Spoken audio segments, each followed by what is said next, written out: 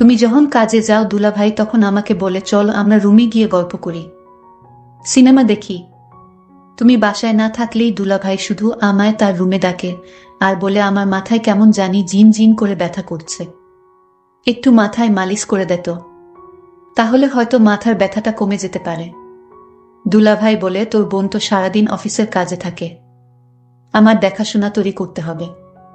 11 বছরের ছোট বোনের মুখে এমন কথা শুনে থমকে দাঁড়ায় মিতু। বোনকে কাছে টেনে নিয়ে মাথায় হাত বুলিয়ে জিজ্ঞাসা করে, হ্যাঁ না বই না আমার, কি কও এইসব? উনি তোমার ভাইয়ের মতো, তোমারে অনেক স্নেহ করে। হেই দিন তুমি কাজে যাওয়ার পর দুলাভাই আমারে কইল হেনা পানি দে। আমি পানি নিয়ে যাইতেই আমাকে বলল তোরে অনেক টাকা দিন, তুই স্কুলে গিয়ে ফুচকা খাবি, বন্ধুদের নিয়ে ঘুরতে পারবি, তুই শুধু আমার একটা কথা রাখবি। দুলভাই কি বলতে চায় তা না শুনেই আমি চলে এলাম। মিতু চমকে উঠল, কি শুনছে ছোট বোনের মুখে এইসব? একমাত্র ছোট বোন হেনা, বাবা মা ছোট থাকতেই মারা যায়। বাসায় বাসায় কাজ করে দুজনের পেট চালাতো মিতু। একদিন শাকিলের সাথে পরিচয়। শাকিল ছিল কেয়ারটেকার, সেই বাসায় কাজ করত মিতু। প্রথম প্রথম লজ্জায় কথা বলতে পারত না শাকিলের সাথে। আস্তে আস্তে দুজনের প্রেম করা, তারপর বিয়ে। বিয়ের পর থেকেই হেনা ওদের কাছে। 1 বছর হয়েছে মিতু আর শাকিলের বিয়ে। মিতু সকাল হলেই রান্না সেরে চলে যায় কাজে। শাকিল যে বাসার কেয়ারটেকার, সে বাসায় ঘর উঠিয়ে থাকতে দিয়েছে মালিক, তাই শাকিল সারা দিন বাড়িতে থাকে। হেনাকে একটা স্কুল এ ভর্তি করেছে মিতু। সকাল থেকে 12টা পর্যন্ত স্কুল, বাকিটার সময় ঘরের টুকটাক কাজ করে। হেনা দেখতে চমৎকার, কিন্তু মিতু দেখতে তেমন সুন্দর ছিল না। তাছাড়া বাকিটা 2 বোনের একরকম দেখতে। কিন্তু ইদানিং হেনা একটু বেড়ে উঠেছে। 12 বছরে পা দিয়েছে সেদিন। শাকিল দিন দিন হেনার দিকে অন্যরকম দৃষ্টিতে চেয়ে থাকে, যেটা হেনা পছন্দ করত না। মিতু কাজে গেলেই এটা ওটার বাহানায় রুমে ডাকে হেনাকে শাকিল। হেনাকে দিয়ে শাকিল তার সুকেসের চাবি দিয়ে বলে, তুই সুকেস থেকে আমার হিসেবের খাতাটা এনে দে তো। মাঝে মাঝে বলতো, দেখ হিসাব করতে করতে আমার মাথা ব্যথা শুরু হয়ে গেছে, একটু মাথাটা ম্যাসাজ করে দে, তাহলে ব্যথাটা হয়তো কমে যাবে। দুলাভাই আমার কপালে হাত দিয়ে বলল, তোর শরীর এত গরম কেন? দেহি দেহি কাছে আয়, তোর জ্বর আইলো নাকি? হেনা বলল, না শরীরের জ্বর নেই, গরমের যে তাপমাত্রা পড়ছে এমনই শরীর গরম থাকে। হেনা তার দুলাভাইয়ের বাহানা বুঝতে পারে, তাই তো কিছু না বলে দৌড়াতে দৌড়াতে বাইরে চলে আসে, অপেক্ষা করে বুবুর জন্য। কাজ থেকে সবেমাত্র এসেছে মিতু। মিতু আসতেই হেনা তার বুবুর কাছে এসে কান্না করে বলল, আমি তোমার সাথেও কাজে যাব, আমি বাড়িতে একা একা থাকবো না। চোট বেনের এসব কথা শুনে মনটা এক অজানায় ছটফট করছে। কি করবে এখন মিতু? হেনার যে মিতু ছাড়া কেউ নেই। এমন সময় শাকিল ঘরে এলো। এসেই মিতুকে দেখে বলল, মিতু তুমি আইছো? হেনার গায়ে জ্বর দেখলাম, তুমি দেহ তো মায়াদার কি হইল? জ্বর হইলে ওরে ডাক্তারের কাছে নিতে হইব। মিতু শাকিলের এমন কথা শুনে একটু অবাক হলো। কই, শাকিলের কথায় তো কোনো খারাপ কিছু নেই, তাইলে কি হেনা ছোট মানুষ হইয়া ভুল কিছু কইল? শাকিল তো হেনার ভালোই চায়। হেনা হয়তো ওর দুলাভাইরে ভয় পায়, তাই এমন ভুল বুঝো। ছোটবেলা থেইকা মাইয়ারা এমন, খুব সহজে যাকে তাকে ভয় পেয়ে বসে। তাই তো মিতু ব্যাপারটা সহজভাবে নিয়ে হেনার গায়ে হাত দিয়ে দেখে সত্যি জ্বর। আরো শিওর হয়ে গেল হেনা শাকিলকে ভুল বুঝছে। হেনাকে মিতু বলল, হেনা তোর গায়ে তো সত্যি জ্বর, চল তোরে ওষুধ আয়না দেই। এই বলেই মিতু হেনাকে নিয়ে ডক্টর দেখাতে চলে গেল। শাকিল মিটমিট করে হেসে দিয়ে বলল, হেনা তুই যতই আমার নামে নাসিল করস, তোরে আমি একদিন সত্যি সত্যি। যেতে যেতে মিতু হেনাকে বলল, হেনা তুই মানুষটার নামে এমন মিছা কথা কইতে পারলি? তোর কত খেয়াল রাখে দেখছস। হেনা বলল, বুবু তুমি আমার কথা বিশ্বাস করো, দুলাভাই আমারে খালি তার রুমে ডাকে আর কি জানি বলতে চায়, কিন্তু বলতেও পারে না। আরে তোর দুলাভাই তোর ভালো চায়, আর এই জন্য তোকে চোখে চোখে রাখে। বোকা মেয়ে, কিছুই বুঝিস না। মিতু ছোট্ট হেনাকে বুঝিয়ে বলল, শাকিল একেবারে সাধাসিধে, ভুলটা হেনার। আমি মিতুকে বললাম, বুবু যেদিন কিছু একটা হবে সেদিন আমার কথা বিশ্বাস করবে, তার আগে নয়। বুবু আমায় জারি দিয়ে বলল, বাদ দে এসব কথা, এখন ডাক্তার দেখাবো। ডাক্তার বলল হেনার শরীরে জ্বর, আর তাই তাকে ভালো ওষুধ খাওয়াতে হবে। হেনার জন্য ওষুধ নিয়ে বাসায় চলে আসলাম। হেনার সমস্ত ওষুধের খরচ শাকিল দিল। আমি হেনাকে বললাম, হেনা দেখছিস আমাদের কত কেয়ার করে তোর দুলাভাই। ওষুধের সমস্ত খরচ শাকিল দিয়ে দিল। বুবু আমার মনের কথাটা বুঝল না। বুবু, তুমি শুধু শাকিল ভাইয়ের উপরের দিকটাই দেখলে, ভিতরের রূপটা দেখলে না। রাতে খাওয়া দাওয়া শেষ করে হেনা শুয়ে পড়ল।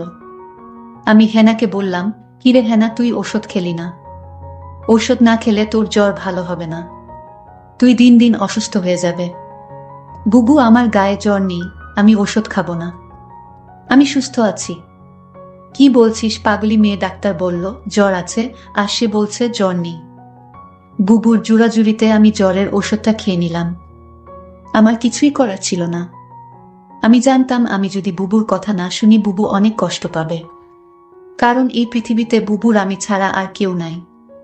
আর তাই আমি বুবুকে কষ্ট দিতে চাই না। কিন্তু বুবু আমার একটা কথা কোনোভাবেই বিশ্বাস করছে না। কিন্তু বুবু বিশ্বাস করবে সেই দিন, যেদিন আমার একটা কিছু হবে, তার আগে না। কিছুদিন পর বুবুর অফিস বন্ধ দিয়েছিল 1 সপ্তাহ। সারাদিন বুবু বাড়িতে থাকত। আমি স্কুলে যেতাম আর 12টা বাজে চলে আসতাম। কিন্তু বুবু এই 1 সপ্তাহ বাড়িতে থাকাতে শাকিল ভাই কেমন জানি হয়ে গেছে। দুলাভাইয়ের মেজাজ দেখি কিটকিটে হয়ে গেছে। আমার মনে হয় বুবু বাড়িতে থাকায় দুলাভাই এটা কিছুতেই সহ্য করতে পারছে না। পরদিন আমি স্কুল থেকে ফিরলাম, রৌদ্র দিয়ে আসলাম, শরীর গরমে মনে হয় পুড়ে যাচ্ছে। দুলাভাই তখন আমার কপালে হাত দিয়ে বলল, সর্বনাশ, মেয়েটা তো আজ জ্বরে পুড়ে যাচ্ছে, তাড়াতাড়ি চলো ডাক্তারের কাছে নিয়ে যাই। বুবু তখন বলল, তুমি হেনাকে নিয়ে ডাক্তার দেখিয়ে আসো, আমি বাড়ির রান্না ভাড়ার কাজটা সেরে নেই। হেনা তখন আমায় বলল, বুবু আমার জ্বর হয়নি, আমি ডাক্তারের কাছে যাব না। বুবু, তুমি কেন বুঝ না আমার কথা? দুলভাই শুধু অয়থায় ডাক্তারের কাছে আমায় নিয়ে যায়। আমার শরীরে জ্বর নেই। বুবু, আমি ডাক্তারের কাছে যাব না। দুলাভাই বলল, আচ্ছা তুমি যখন যেতে চাচ্ছ না, তাহলে আমি গিয়ে ওষুধ নিয়ে আসি। বুবু বলল, দেখছিস তোর দুলাভাই কত ভালো, তোর একটু সমস্যা হলেই তোর জন্য কত কিছু করে। আজকাল এমন মানুষ পাওয়া বড়ই কঠিন। হেনা, বুবু, তুমি দুলাভাইকে চিনতে পারোনি। তুমি মানুষটার সাথে সংসার করছো, অথচ তার মন মানসিকতা সম্পর্কে তোমার ধারণা নেই। বুবু, বুবু, দুলাভাই তোমার সামনে আমার সাথে ভালো আচরণ করে। চুপ কর, তোর দুলভাইয়ের নামে কোনো বদনাম করবি না। আমি বুবুর কথা শুনে অবাক হলাম আর মনে মনে বললাম, বুঝবে বুবু, বুঝবে, সময় হারিয়ে সবই বুঝবে। আমার কথার কোনো মূল্য তুমি আজ দিচ্ছ না। পরদিন বুবু হঠাৎ অসুস্থ হয়ে পড়ে বিছানা থেকে উঠতে পারছে না। শরীরের একটু শক্তি নেই। বুবুর শরীরে প্রচন্ড জ্বর চলে আসছে। দুলাভাই বুবুর অসুস্থতা দেখেও বলছে, আমার আজ একটা জরুরি কাজ আছে বাহিরে, আমার আসতে একটু লেট হবে। দুলাভাইকে বললাম, বুবুর গায়ে তো জ্বর আসছে, বুবুকে ডাক্তারের কাছে নিয়ে যেতে হবে। দুলাভাই বলল, তুই একটু নিয়ে যা, আমি আজ যেতে পারবো না, কারণ আজ আমার জরুরি কাজ আছে। আমি বুবুকে বললাম, বুবু দেখলে আজ তুমি অসুস্থ, তাই তোমাকে ডাক্তার দেখাতে নিয়ে গেল না। আজ যদি আমি অসুস্থ হতাম তাহলে দেখতে কত দরদ দেখাতো। বুবু আমার কথা শুনে কিছুটা আমার কথা বিশ্বাস আসলো। বুবু তখন মনে মনে বলল, ঠিক আছে, শাকিলের মতলব সম্পর্কে আমার জানতে হবে। শাকিল কি আসলে সে উপরে উপরে ভালো, নাকি সত্যি শাকিল একজন ভালো মানুষ? রাতে শাকিল ঘরে ফিরল, ডাইনিং টেবিলে খাবার ছিল। সে নিজ হাতে খাবার খেয়ে সোজা ঘুমিয়ে গেল। আমি আশ্চর্য হয়ে গেলাম। আমার খুব কষ্ট হচ্ছিল। শাকিল আমায় অসুস্থ দেখে গেল, অথচ একবারও জিজ্ঞেস করল না, তোমার কি জ্বর কমেছে? শাকিল জানি কেমন হয়ে গেছে, অথচ গতকাল আমার বোনের জ্বর আসলো, তার প্রতি সে কত না কেয়ার দেখালো। এসব চিন্তা করতে করতে আমার রাতে ঘুম হচ্ছিল না। আমি সারা রাত ঘুমাতে পারিনি। তাহলে আমার চোট বোনটা যা বলল তা কি সত্যি বলেছে? না, এ হতে পারে না। সকালে ঘুম থেকে উঠে দেখি শাকিল নাস্তা না করে চলে গেছে। আমি তাকে ফোন করছিলাম, সে ফোন ধরে বলল, আমি একটা কাজে আছি, আমি তোমায় পরে কল দিচ্ছি। আমি তখন শাকিলকে বলতে চেয়েছিলাম, শাকিল, আমার 2 দিন ধরে জ্বর, আমার জন্য কিছু ঔষধ নিয়ে এসো। সেটা বলার আগেই সে ফোন কেটে দিল। আমি ভাবলাম কিছুক্ষণ পর আবার ফোন দিব। প্রায় 2 ঘন্টা পর আমি শাকিলকে ফোন করলাম। আমি বললাম, 2 দিন ধরে আমি অসুস্থ, তুমি আমার খোঁজ রাখনি কেন? শাকিল বলল, আরে আমি এই 2 দিন একটু বিজি ছিলাম, তাই কোনো খোঁজ রাখতে পারিনি। তারপর আমি বললাম, যদি পারো তাহলে আমার জন্য কিছু ওষুধ নিয়ে এসো। ঠিক আছে আমি নিয়ে আসবো, এখন ফোন রাখো। আমার মনে হলো আমি তাকে ফোন দিয়ে বিরক্ত করেছি। একদিন রাতে শাকিল ঘুমাচ্ছিল, হঠাৎ মধ্যে রাতে দেখি শাকিলের রুমে নাই। আমি রুমের চারদিক ভালো করে খুঁজতে লাগলাম, কোথাও শাকিলকে দেখতে পাইলাম না। তারপর দরজা খুলে রুম থেকে বের হয়ে দেখলাম হেনার দরজার কাছে গিয়ে হেনাকে ডাকছে। আমি বললাম, শাকিল তুমি হেনাকে ডাকছো কেন? শাকিল আমাকে দেখে চমকে গেল। শাকিল বলল, আর বলো না, হেনার ঘরে আমার ল্যাপটপটা রাখা ছিল, তাই হেনাকে ডাকছি। কারণ ল্যাপটপে অনেক হিসাব পড়ে রয়েছে, তা আজ রাতে শেষ করে অফিসে জমা দিতে হবে। শাকিল তুমি আমার সাথে মিথ্যা বলো না। আমি জানি তুমি জব করো না, আর তাহলে তোমার অফিসে কিসের কাজ? মিতু তুমি আমার মুখের উপর তর্ক করো না।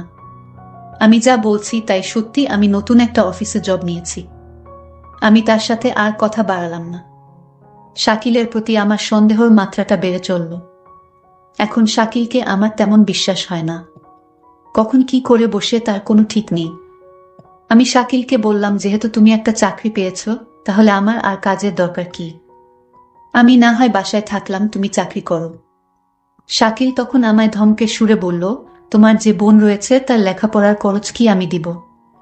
তুমি তোমার কাজ করো, আমি আমার কাজ করি।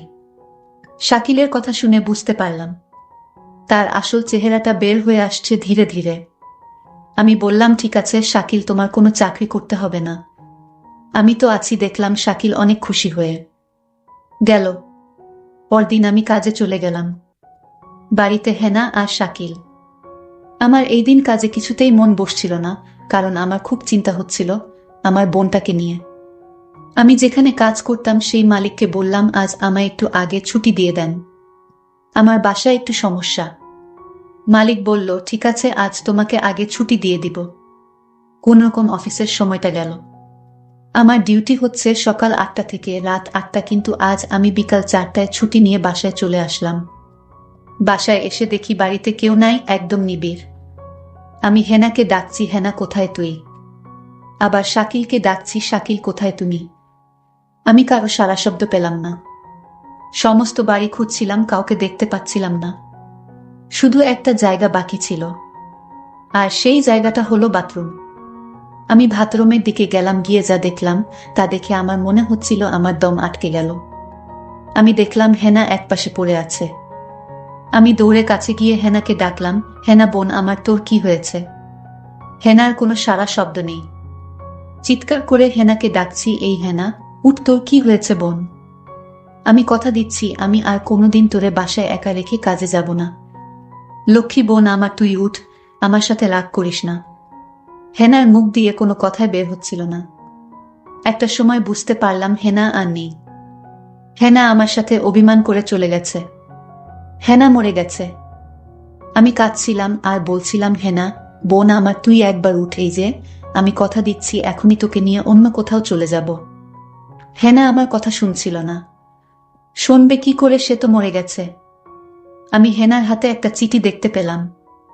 চিঠিটা তার হাত থেকে নিয়ে খুলে দেখলাম। চিঠিতে লেখা ছিল, বুবু তুমি আমার কথা বিশ্বাস করছিলে না। আমি অনেক কষ্ট নিয়ে দুনিয়া থেকে চলে গেলাম। এর কারণ হলো আমার দুলাভাই। বুবু তুমি আমাকে ক্ষমা করে দিও। আর তোমার প্রতি একটা অনুরোধ, তুমি শাকিলকে ছেড়ে চলে যেও, তা না হলে আমার আত্মা শান্তি পাবে না। আমার আর বুঝতে বাকি রইল না কেন হেনা দুনিয়া ছাড়ল। কি ঘটেছিল? আমার বোন ঠিকই বলেছিল, বুবু তুমি সময় হারিয়ে সব বুঝবে।